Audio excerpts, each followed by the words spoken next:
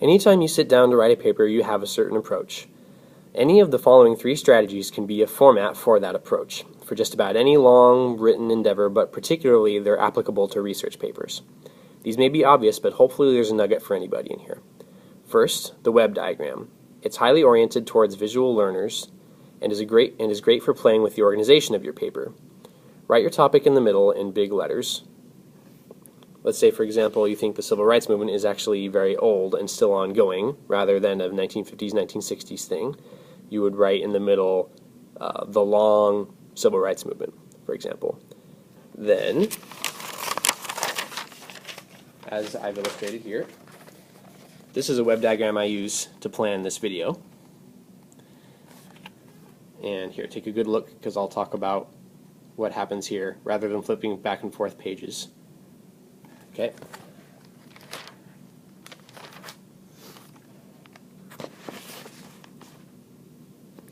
You'll branch off in other directions towards the ideas or points that support your main idea. This can be denoted either by writing the introductory sentence for the paragraph where you make this point, or just a phrase to keep things tidy and movable.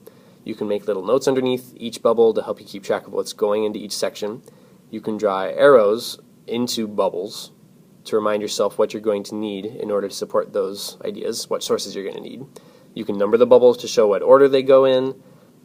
You can make smaller ones if you're going to have like the main idea be in the middle, then several paragraphs be denoted by one big bubble, and then each smaller bubble is a paragraph. You can do that too. Basically whatever you want. There's a lot of leeway in the web diagram. It doesn't have to look any one way to be useful. This particular way of pre-writing is nice because it's relatively organized, puts your whole paper on one page, is stimulating, and leaves lots of room to interject ideas and thoughts later. It also lets you put all your ideas together without needing to know exactly what order it's going to go in right away.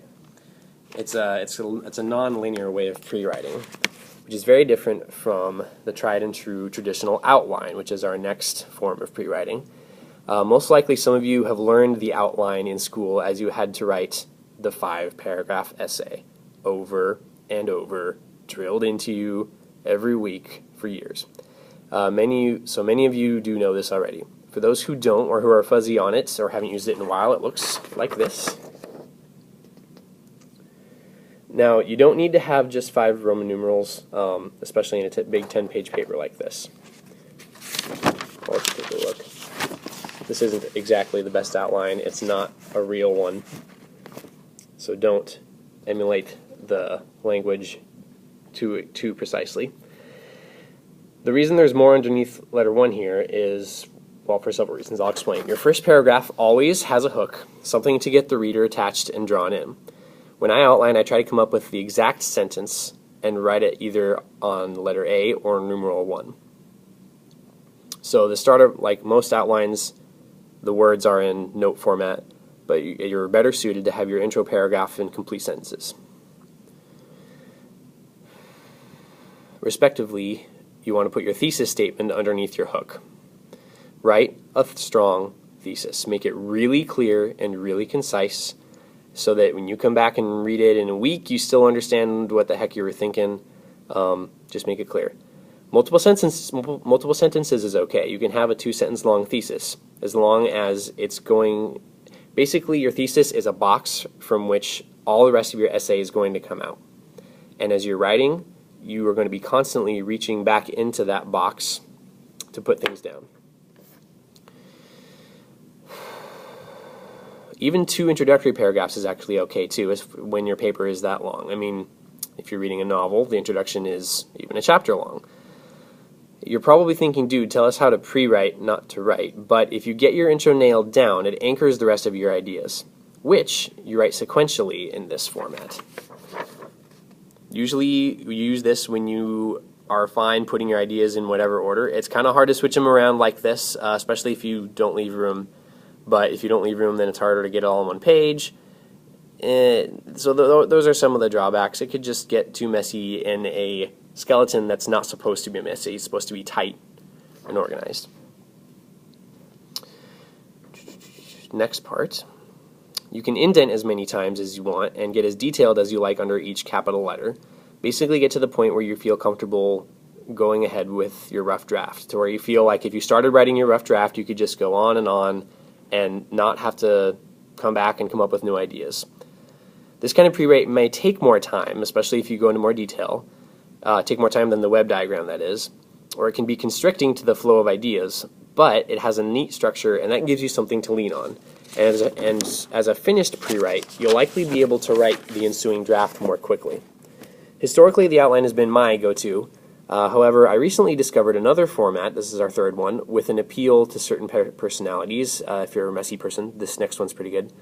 It's very messy, in fact, but it makes the biggest possible pipeline of ideas between your brain and the page.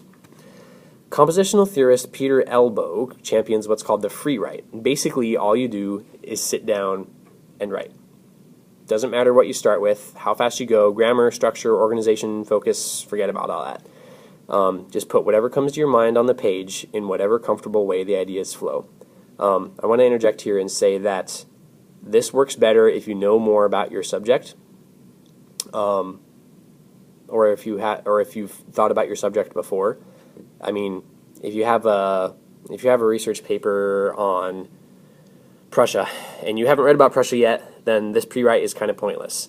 But if it's about dredging your brain for all the ideas that you know are already in there, for stuff you know you've read about, and just putting it all together, this can be pretty nice.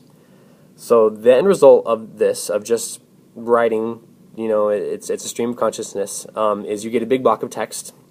Now from there, it's just edit, add, remove, move, edit. It's just like writing a rough draft almost, except it's not designed to make any sense. It's not designed to have structure. You basically superimpose structure and grammar and structure and I said that twice, and everything on top of this free write.